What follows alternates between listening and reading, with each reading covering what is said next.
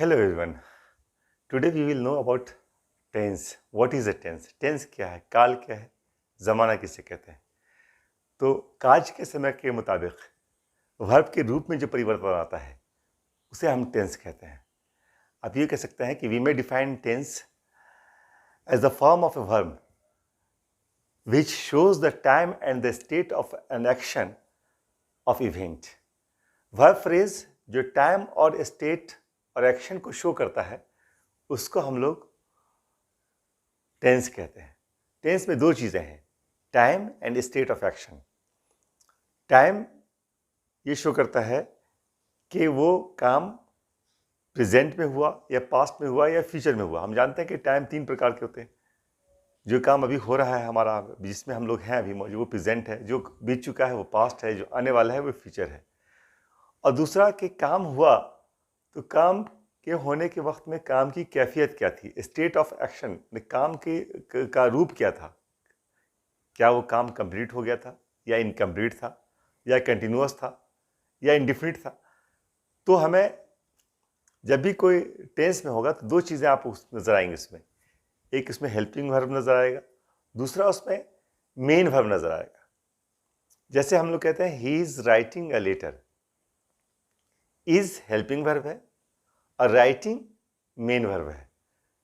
आप इस बात को ध्यान रख लें कि जो हेल्पिंग वर्ब है वो टाइम को शो करता है। इज है, आप जानते हैं इसकी मीनिंग। इज शो करता है प्रेजेंट टेंस को। अगर हम कहें ही वाज राइटिंग तो क्या हो जाएगा, ये पास्ट टेंस को। अगर हम कहें कि he will write, he will be writing, तो विल क्या होगा, ये फ्यूचर को शो करेगा। तो is, was, will, has, had, have, shall, ये सारे जो हैं आपको टाइम को शो करते हैं। अब आपको देखना है कि ये टाइम जब भी किसी कोई सेंटेंस में क्या है। अगर वो इज है तो प्रेजेंट टेंस में है, अगर वाज है तो पास्ट टेंस में है, अगर विल है, शैल है तो फ्यूचर टेंस में है। तो ये हेल्पिंग वर्ब जो है वो टाइम को शो करते हैं। दूसरी चीज़ है उसमें जो मेन वर्ब। मेन वर्ब वो स्टेट ऑफ एक्शन को, स्टेट ऑफ इवेंट को शो करता है कि वो किस काम की क्या सूरत है उसकी। ये वो काम इंडिफिनिट है, पता नहीं सिर्फ काम हुआ, एक काम हुआ इंडिफिनिट। जैसे आई राइट, मैं लिखता हूँ, इससे ये बात पता नहीं चलता है कि आपका काम इनकम्प्लीट है, कंटिन्यूअस है या परफेक्ट हो गया है।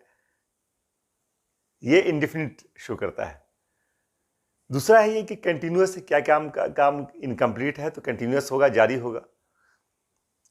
जैसे I am writing a letter, मैं एक खत लिख रहा हूँ, ये काम कंटिन्यूअस है।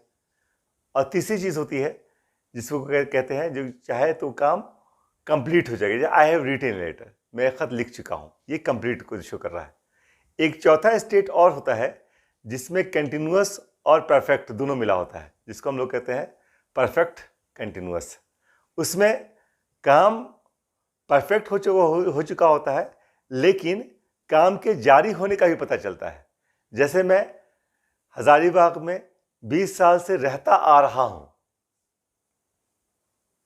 तो इस तरह के जो सेंटेंसेस हैं वो परफेक्ट और कंटिन्यूअस को शो कर रहे हैं कि 20 साल की मुद्दत हो गई, उसके साथ साथ एक कंटिन्यू भी उसमें जारी है। तो वैसे सेंटेंस जो हैं वो कंटिन्यूअस को शो करते हैं, वो स्टेट ऑफ एक्शन को, चौथे स्टेट ऑफ एक्शन को शो करते हैं। पहला हो गया इंडिफिनिट, दूसरा हो गया कंटिन्यूअस जिसको इम्परफेक्ट भी कहते हैं, और तीसरा परफेक्ट, और चौथा परफेक्ट कंटिन्यूअस।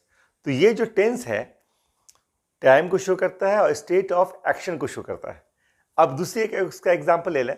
जैसे he has written a letter, उसने एक खत लिखा है या वो एक खत लिख चुका है।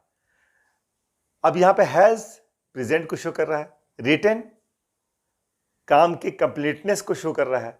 तो ये कौन सा होगा, present perfect. I had written a letter, had past को शो कर रहा है, रिटन कंप्लीटनेस को शो कर रहा है, परफेक्टनेस को शो कर रहा है।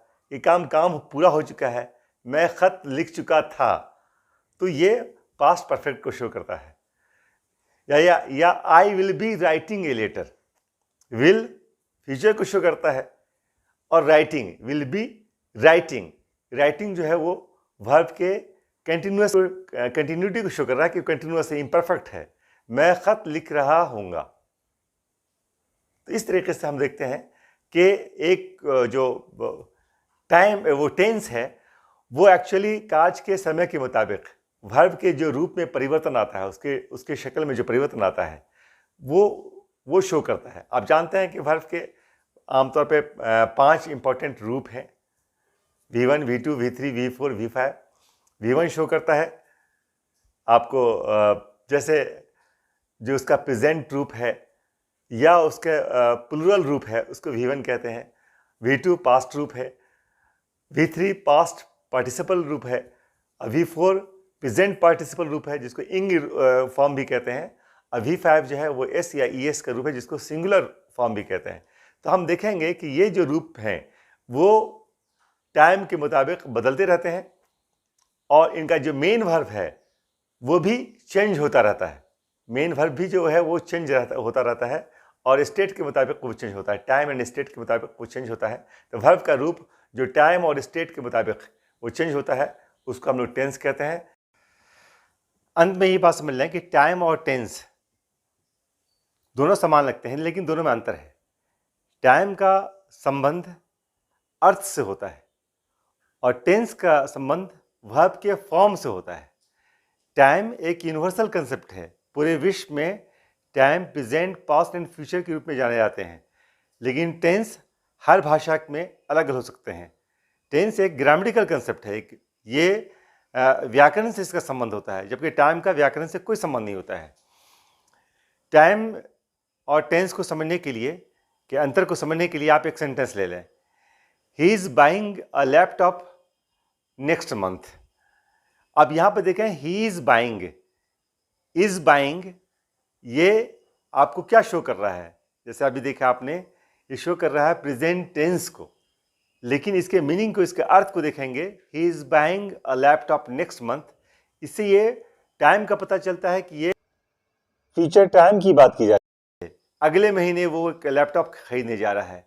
उसी तरीके से अगर हम कहते हैं कि she goes to the church every Sunday, इसमें आपको ये जो शी गोज ये प्रेजेंट टेंस को शो कर रहा है, लेकिन इसमें तीनों टाइम की बात आ रही है।